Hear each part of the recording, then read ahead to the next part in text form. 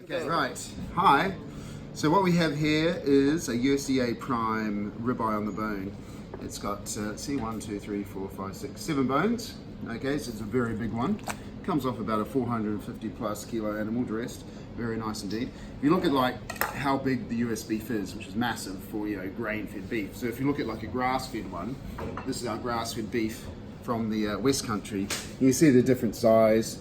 There's still a bit of marbling here, but once we cut this, you'll be able to see the difference in the marbling and the colour as well, which is really interesting. So what I'm going to do is I'm just going to take this fat off because I want to do like the ribs. Some people just roast this whole sometimes, which is nice, but we're going to take it off to make it look pretty. Oh, a lot of fat, which is good.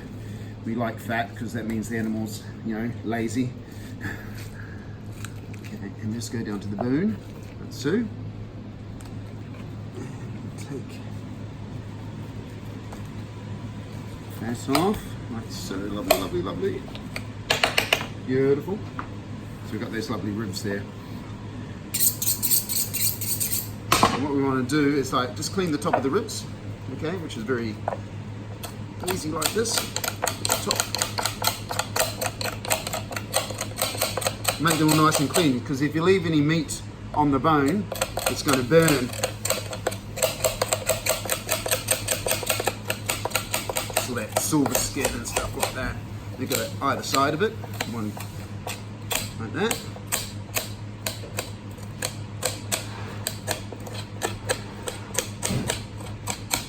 And we go on the other side as well, which I've just done the wrong way around, but never mind.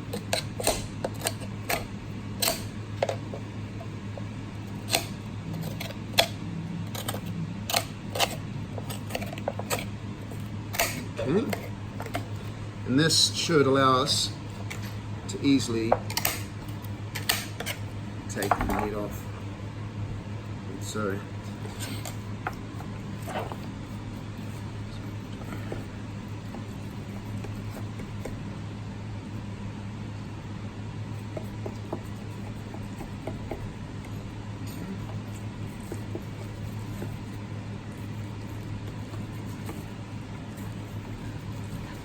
it's nice, eh?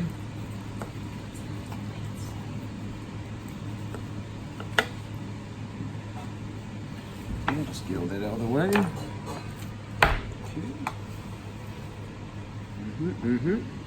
And so then what we can do is just trim up a bit of this, but some people don't like to because I like to leave a bit of fat on it, but we just need to trim maybe a bit of the salt skin off, a bit of the fat. It's got enough fat inside it.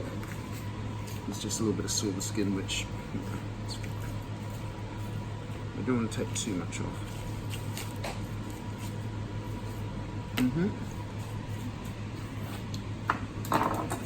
And so, such a big piece of meat, but what we're going to do is just kind of cut a nice little 3-bone roast here. See, what we try and do is cut between the ribs in one go, hopefully. I've got the right spot. Yep. Okay. And like this. You can see that there. Very nice. So that's just like your standard rib roast, if you like. But if we cut a chop off it to be like a cote de boeuf, which is a big mother. Okay. Like that. Beautiful. Okay. Very nice indeed.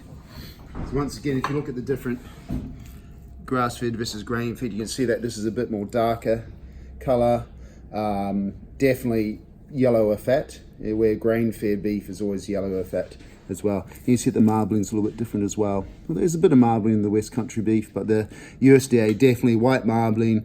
You know, that's going to give it a real buttery flavour, where the West Country beef, you know, the British grass-fed beef is going to be a bit more nutty, a bit more beefy flavour.